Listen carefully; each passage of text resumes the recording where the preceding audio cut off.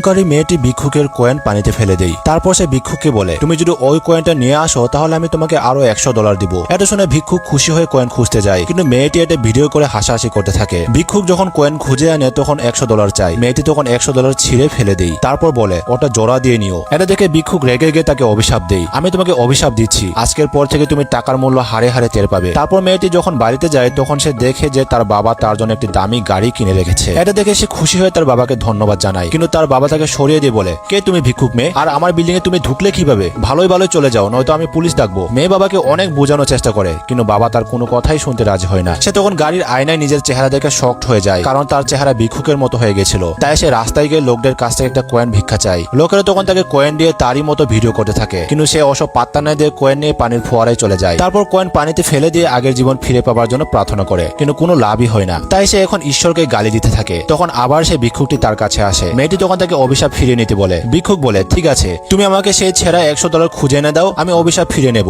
মেয়েটি তাই চালাকি করতে তার বাবার বাসায় ঢুকে যায়। তারপর সে আলমারি থেকে $100 চুরি করে সেটা ছিঁড়ে ফেলে, কিন্তু বাসা থেকে বার হতে আবার সেই ভিক্ষুক সামনে এসে যায় আর তাকে বলে, আমি তোমার বাবার টাকা চাইনি, সেই ছিঁড়া $100 চেয়েছি, যেটা তুমি অহংকারের সাথে ছিঁড়ে ফেলে দিয়েছিলে। এটা শুনে মেয়েটি মনমরা হয়ে পার্কের বেঞ্চে বসেছিল। তখন সেই বেঞ্চে সেই ছেঁড়ানোতে অর্ধেকটা খুঁজে পায়। সে আরো খুশি হয়ে যায় যখন দেখে যে একটা মহিলা অন্য অর্ধেক নোটটাও নিয়ে আসছে। তাই মহিলার কাছে অর্ধেক নোটটা চায়, কিন্তু মহিলা বলে, আমি তো উল্টো তোমার কাছে ওই অর্ধেক নোটটা চাইতে চাচ্ছিলাম, আমার ছেলে অনেক অসুস্থ আর এই ছিঁড়া $100 উপরেই আমার ছেলের জীবন নির্ভর করছে। এটা শুনে মেয়েটি তার নোটও মহিলাকে দিয়ে দেয়। তারপর পানির ফোয়ারার কাছে এসে কান্না করতে থাকে আর বলতে থাকে, আমি হয়তো এখন সারা জীবন ভিখারি হয়ে কাটাবো। তখনই সেই ভিক্ষুক এসে তাকে বলে, সেটা আর হবে না, তুমি পানির দিকে তাকাও। মেয়েটি পানির দিকে তাকায় আর দেখে যে সে তার আগের রূপ ফিরে পেয়েছে। সে ভিক্ষুককে জিজ্ঞাসা করে, আপনি কেন অভিশাপ ফিরিয়ে নিলেন? আমি তো আপনার নোটও আপনাকে দিতে পারি নাই। ভিক্ষুক তখন বলে, কে বলেছে তুমি দাও নাই? যখন তুমি নিজে চিন্তা না করে ওই মহিলাকে তোমার বাকি নোটও দিয়েছো, তখনই আমি তোমার নোট পেয়ে গেছি।